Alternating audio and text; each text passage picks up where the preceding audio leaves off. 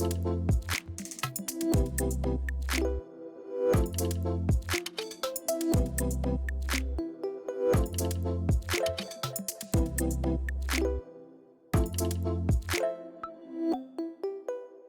à toutes et à tous. Du fait des évolutions du monde professionnel, de la réglementation aux attentes des actifs et du monde en règle générale d'ailleurs, nous avons choisi d'explorer ensemble les moyens de repenser le monde du travail. Je m'appelle Corinne Estep-Diemin, je suis entrepreneur et fondatrice de Plume Biz. Notre métier, permettre à nos clients d'améliorer la productivité et la fidélisation de leurs collaborateurs. Tous les jours, nous accompagnons des dirigeants, des directeurs et des RH dans leurs enjeux en termes de ressources humaines, de RSE ou encore de communication interne et de marque employeur. Avec notre live Bebuzz, nous vous proposons de rencontrer des hommes et des femmes de talent et de métier qui vont partager avec nous leur vision et leur retour d'expérience sur des sujets clés. Aujourd'hui, j'ai le bonheur de recevoir Lucille Vatrin. Lucille, tu es fondatrice de Juners, j'espère que je dis bien. Tu aides au quotidien des entreprises à gérer leurs enjeux de parentalité, vaste sujet. Tu es aussi conférencière sur ce sujet et sur l'équilibre vie professionnelle, vie personnelle. Alors, notre sujet aujourd'hui, la parentalité. Est-ce vraiment une course de 1000 jours ou une série de marathons? J'ai trouvé sur ce sujet une citation qui dit la parentalité est une course de marathon et pas un sprint. Alors, pas un sprint, on voit à peu près pourquoi. Il s'agit bien de tenir dans la durée, d'accompagner chaque pas, chaque épreuve, chaque victoire pour le plein épanouissement de nos bambins. Et cela pour la vie, leur vie. On voit bien l'importance d'être endurant, exactement comme dans un marathon, même si je n'en fais pas. Être parent, ce n'est pas participer à une compétition, être un champion qui veut arriver premier d'une épreuve. Par contre, comme un champion, être parent, c'est savoir se poser les bonnes questions, se préparer, s'interroger sur ce que l'on est prêt à lâcher, savoir se préserver en se permettant des moments de récupération, des petites pauses, être bienveillant envers soi, etc., etc. Alors, Lucie, tu en penses quoi de tout ça? Bah, j'en pense beaucoup de choses. Déjà, merci beaucoup Corinne pour l'invitation. Du coup, il est vraiment important que les ressources humaines, mais aussi que les salariés au sens large, comprennent que la parentalité, c'est pas juste les premiers mois où on dort très mal, voire les premières années. C'est toute la vie, voire, même après qu'ils soient partis de la maison, hein, parce que ça veut pas dire que quand ils sont partis, c'est pas terminé. On s'inquiète, forcément, je mes enfants sont encore petits, mais j'imagine bien que ça ne va pas s'arrêter à la porte de la maison. Et donc toutes les phases de vie sont importantes à prendre en charge au niveau des RH, donc les départs en congé, les retours au travail, l'arrivée à la grande école avec la joie des devoirs, l'adolescence et ses portes qui se claquent. Voilà, le ton qui peut monter, le lien qui se distend, qui est nécessaire, hein, mais qui en tout cas, ça peut être compliqué pour les parents et pour les enfants. Et puis on arrive après à une autre étape, c'est tout ce qui est aidance, où là, bah, on est, au service de pour le coup, des plus âgés. On dit souvent que, c'est petits enfants, petits problèmes, grands enfants, grands problèmes, donc quand on n'a pas de grands enfants, on se rend pas compte et moi-même j'ai un ado de 12 ans et je vois maintenant la complexité, de gérer un ado qui commence, bah, à plus s'affirmer, qui commence à avoir des comportements qui sont plus c'est plus juste une petite colère dans la cuisine quoi, ça fait un peu plus de bruit, ça a un peu plus d'impact.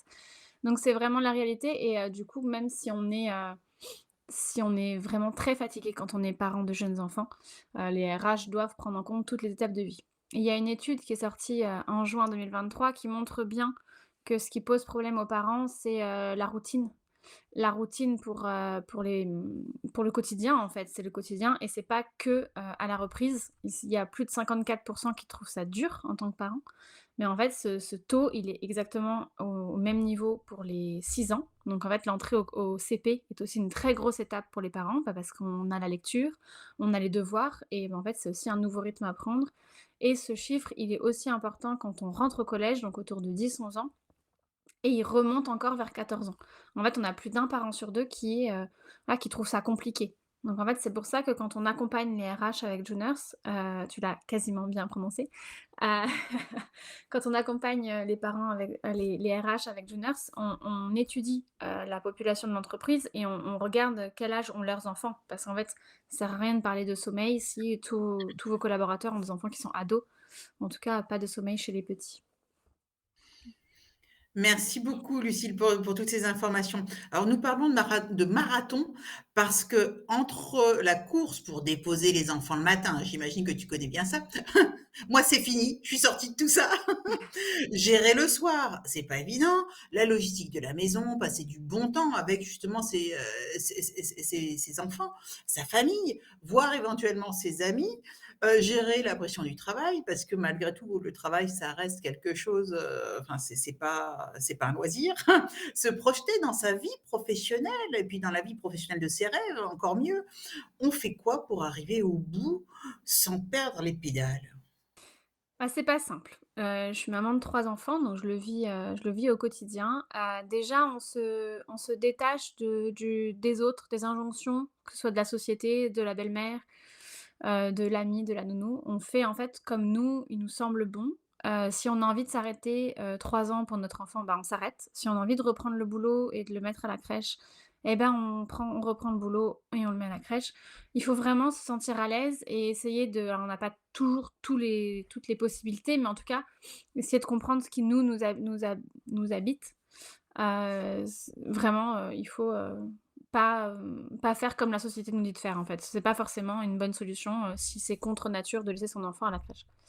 Et puis changer d'angle aussi sur, plein de petits comportements qui peuvent être problématiques. Là, je veux vraiment me mettre dans la peau, des parents. On s'acharne parfois à vouloir que notre enfant respecte, machin, parce que en fait, c'est comme ça. Mais en fait, on sait pas vraiment pourquoi c'est comme ça. Et j'ai un exemple que je donne très souvent quand j'accompagne des parents en groupe, c'est mon fils, ça a évolué depuis, il a grandi, mais quand il était tout petit, souvent, il mangeait son dessert au début du repas. Donc il mangeait son yaourt, avant de manger, ses pâtes, ses haricots, bref, quoi qu'on mange. Clairement, j'ai eu des remarques: «Ah oui, mais et en fait, pourquoi il devrait manger son dessert à la fin, si après il mange? On est bien d'accord que le deal initial, c'est: «Il faut que tu manges, on va pas se nourrir d'un yaourt à la vanille, mais par contre, si tu manges après, moi je m'en fiche que tu le manges au début». Et du coup, c'est repenser en fait son quotidien en et c'est un peu ce que j'écrivais, c'est changer d'angle et se dire: «OK, pourquoi je veux que ça se passe comme ça? Pourquoi je veux qu'il fasse ça dans cet ordre-là? Pourquoi?» Et en fait, je trouve que quand on se pose un petit peu, donc ça demande de faire un petit pas de côté quand on est parent, en tout cas, mais ça permet de changer et de simplifier en fait et en final, de pas faire une crise pour ce genre de sujet et puis par contre, il y a des sujets qui sont pas OK. Manger un chocolat à 18 heures alors qu'on va manger, bah ça c'est non, pas de sujet. Il faut s'entourer parce qu'être parent, la parentalité n'a pas été pensée pour, le monde du travail et le monde du travail n'a pas été pensé pour la parentalité. Du coup, c'est quand même très compliqué de faire, mixer les 2. Du coup, être entouré, avoir des gens bienveillants qui peuvent vous soutenir, que ce soit la famille, une nounou, des gens sur qui vous pouvez compter, des amis, des gens de l'école qui peuvent prendre le relais et cetera.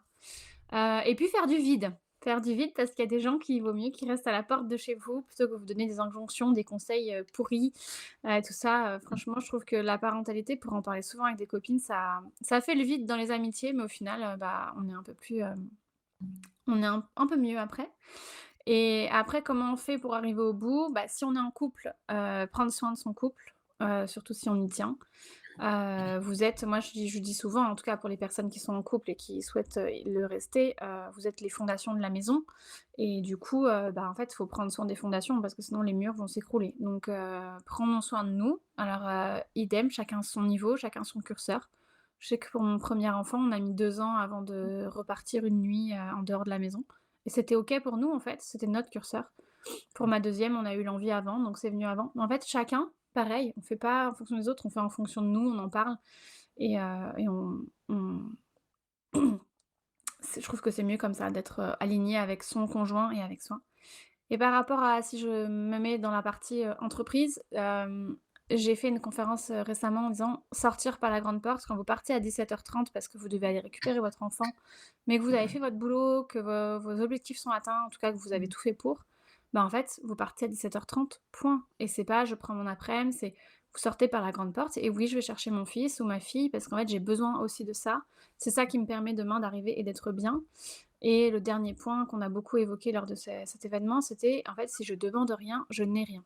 Et il est souvent, heu, assez bien perçu. Alors il y a toujours des gens pas sympas, des gens méchants, des gens malveillants, ça, il y en a beaucoup même, mais en tout cas, il y a quand même beaucoup de managers qui sont, en tout cas qui essayent de faire ce qu'ils peuvent et en parler avec son manager, expliquer les difficultés qu'on a, les horaires, le fait qu'on va voilà et en fait, si je demande rien, j'ai rien, donc bah, demandez, parlez-en, expliquez que, bah, le mardi, le jeudi, le vendredi, c'est vous qui devez gérer la sortie d'école et que vous devez partir et le lundi, le mercredi, bah, vous resterez un peu plus tard ou vous rebosserez enfin bref, en tout cas, il faut demander les choses et assumer le fait que, bah, c'est pas en restant, 50 heures, par semaine sur votre bureau que vous allez forcément remplir plus vos objectifs que quelqu'un d'autre qui va être peut-être en train de faire autre chose sur ses heures de travail. Mmh. C'est vraiment, c'est vraiment absolument vrai, tout ce que tu nous dis là. Et c'est vrai qu'être parent, finalement, c'est toute une remise en question, un repositionnement, en fait, de soi-même, avec soi-même. C'est compliqué, ne nous Ouais. leurrons pas, hein, c'est évident que c'est compliqué et a-t-on le droit de se tromper quand on est parent, d'expérimenter, d'apprendre, d'ajuster? Alors, au entendre ce que tu nous as dit précédemment, oui, on a le droit, mais dans quelle mesure on peut le faire, c'est pas forcément évident parce que, comme tu le dis, on a beaucoup de conseils, bons, moins bons, qui ne tiennent pas forcément compte de qui on est. Maintenant, comment faire? Mmh. C'est une très belle question et surtout à l'heure des réseaux sociaux et des feeds Instagram, tout parfait avec ces mamans qui font des gâteaux, des activités Montessori et j'en passe, ça peut, faire naître se dire: «Oh moi je fais pas tout ça». Donc on n'est pas parfait, mais on est parfait pour nos enfants. Je pense vraiment que, on est là, voilà, ils sont arrivés là et c'est pas pour rien. L'idée, c'est aussi de donner des exemples à nos enfants, des exemples humains et l'humain se trompe, l'humain fait des erreurs, l'humain fait des conneries, enfin clairement il y en a qui en font des très grosses, mais je veux dire à notre échelle en tout cas, il y en a qui font des petites conneries et c'est OK. Donc se donner des modèles humains et se dire que parfois on est défaillant et je pense qu'il est important pour le coup d'en parler avec nos enfants. Parce qu'en fait, si on met la barre trop haut et qu'on n'est pas OK avec l'erreur envers nous, bah, ça va être pareil pour nos enfants. Et donc le jour où ils vont avoir une mauvaise note, parce qu'ils en auront, même s'ils ont un parcours scolaire exemplaire, ils auront des jours où, bah, ils étaient moins en forme, ils avaient moins révisé, c'était plus compliqué. Bref, du coup, leur montrer que, bah, que c'est pas grave en fait. On va essayer de comprendre ce qui s'est passé, on va regarder la note, on va réviser la leçon, voilà, on va retravailler le sujet et puis ça va bien se passer et puis la prochaine fois, bah, peut-être que tu te replanteras et puis peut-être que ça ira mieux. Vraiment le modèle anglo-saxon du test and learn et du coup, c'est important de se dire qu'on n'est pas parfait et c'est important de le reconnaître avec nos enfants. Moi, j'ai accompagné pendant longtemps des parents, parfois je crie sur mes enfants, en fait, donc et en fait, je vais les voir, je fais: «OK, bah, là, j'étais fatiguée, c'est pas la bonne période du mois pour moi, on s'est engueulé avec papa, ça fait beaucoup pour moi et là, j'ai crié, j'aurais pas dû» et bah, voilà, on fait un câlin et c'est OK. Donc c'est important que l'erreur fasse partie de la vie et qu'elle nous amène vers, une pas une remise en question, mais voilà, on se pose les bonnes questions et on ajuste et je donnais l'exemple de la note, la mauvaise note, mais c'est aussi, bah, votre enfant de 2 ans qui renverse son verre sur la table, bah, en fait, il a pas fait exprès, à moins qu'il l'ait fait, sciemment, mais on pourrait même dire qu'il fait une activité de transvasement, mais en tout cas, s'il a pas fait exprès, vous allez pas engueuler mamie Mireille, donc engueulez pas votre enfant de 2 ans, quoi. Il a fait une erreur, il répare et on apprend et on fera mieux la prochaine fois. Mmh. C'est c'est vraiment très, très intéressant. Enfin, c'est même passionnant, en fait, tout ce que tu racontes.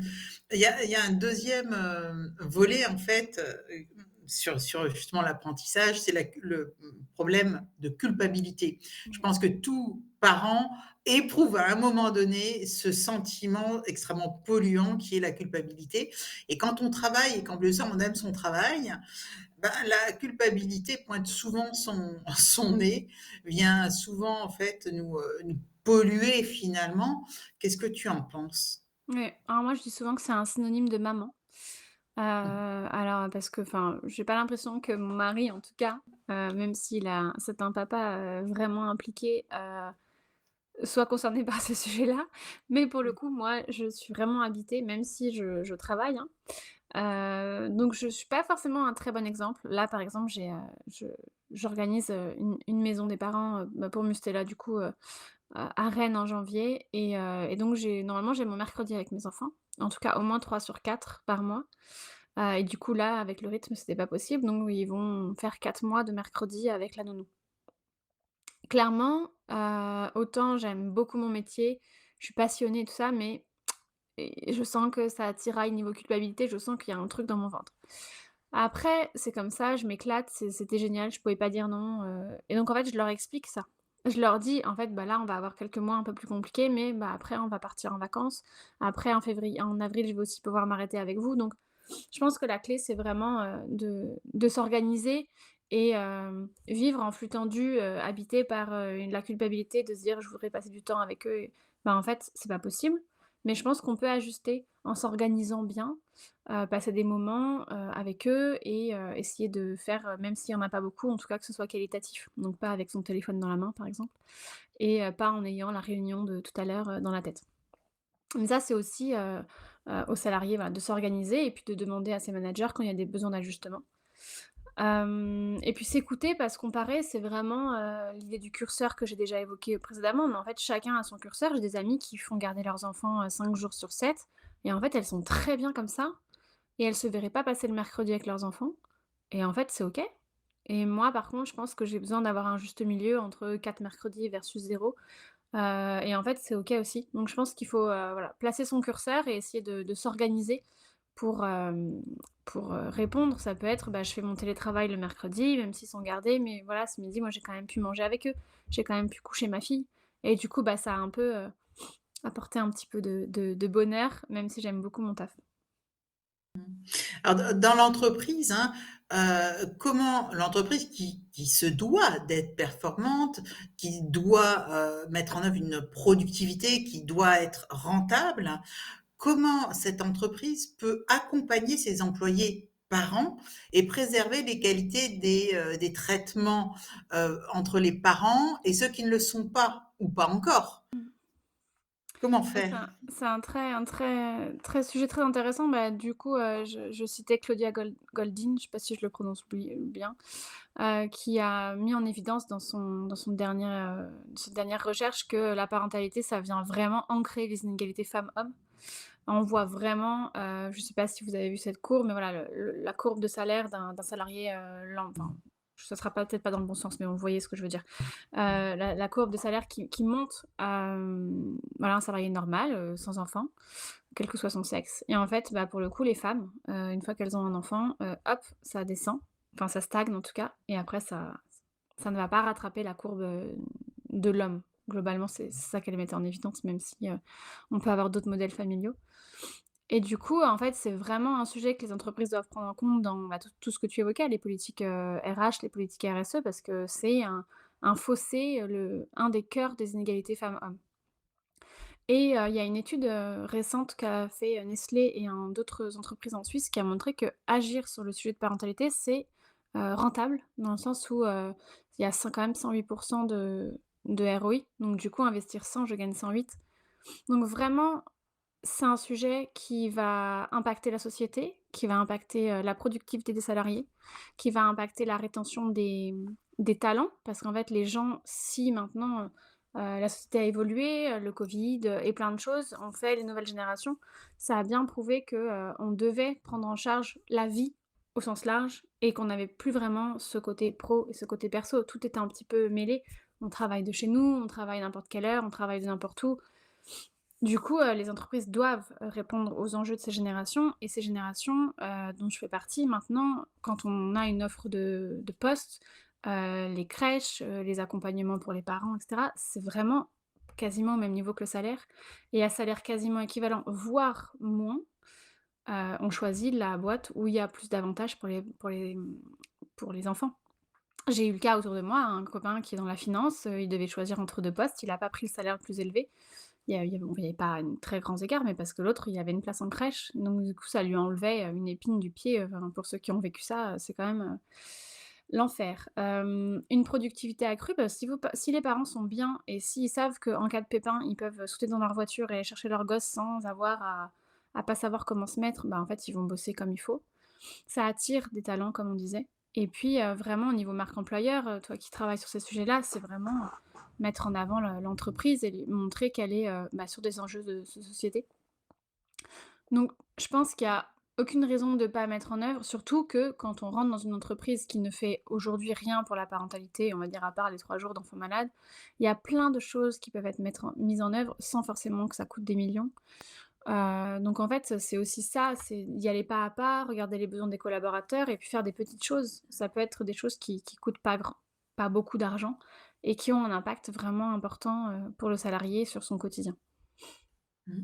Ne serait-ce que l'écoute de cette population de parents, l'écoute et puis la considération de ce rôle, la prise en compte des Mmh. contraintes de parents, comme tu disais tout à l'heure, aller chercher l'enfant à la crèche, à l'école, ne pas mettre des réunions, quand il y a des des choses particulières autour des enfants. Je pense, Mmh. le dîner, le déjeuner, peu importe, ou Oui, ne pas déborder, faire exprès, ce serait idiot, mais mettre des réunions à des heures où les parents doivent justement mmh, s'occuper des enfants, c'est vrai que ce sont des choses simples à mettre en place. Encore faut-il que l'entreprise souhaite les mettre en place. Encore faut-il que le management soit vraiment bienveillant pour être à l'écoute de mmh, ces personnels. Mais si on est à l'écoute de ces personnes, des parents, on va être aussi à l'écoute